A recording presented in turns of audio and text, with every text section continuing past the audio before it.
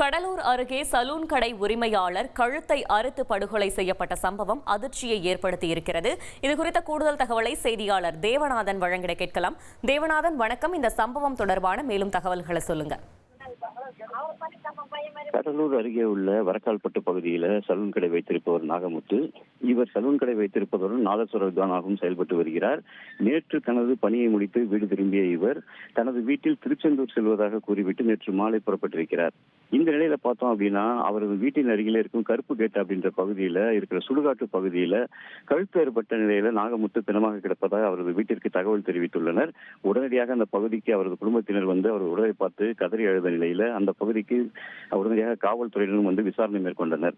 விசாரணையில பார்த்தோம் அப்படின்னா, நாகமுத்து நேற்று வீட்டிலிருந்து புறப்படும் போது 2.5 பவுன் கழுத்தில் செயினும் கையில் ஒரு 1/2 பவுன் அளவுக்கு மோதிரமும் போட்டிருந்ததாகவும் அவற்றை காணவில்லை எனும் அவரது உறவினர்கள் வந்து குற்றம் சாட்டியிருக்கிறாங்க. அதாவது நகைக்காக இந்த கொலை நடைபெற்றதா என்ற கோணத்தில் தற்போது நெல்லிக்குப்பம் போலீசார் வழக்கு பதிந்து விசாரணை மேற்கொண்டு வருகின்றனர். மோப்ப நாய் உதவியுடன் தற்போது புலன் விசாரணை இந்த பகுதியில் நடைபெற்று வரும் நிலையில விரைவில் இந்த சம்பவத்தில் ஈடுபட்டவர்கள் கைது செய்யப்படுவார்கள் என காவல்துறையினர் தெரிவித்திருந்தாலும், சலூன் கடைக்காரர் கழுத்து அறுபட்டு கொடூரமான முறையில் கொலை செய்யப்பட்ட சம்பவம் அப்பகுதியில் பெரும் பரபரப்பை ஏற்படுத்தியுள்ளது. 2.5 கோடிக்கும் அதிகமான தந்தி டிவியின் சப்ஸ்கிரைபர்ஸ் அண்ட் ஃபாலோவர்ஸ் குடும்பத்துல நீங்களும் இணையுங்க.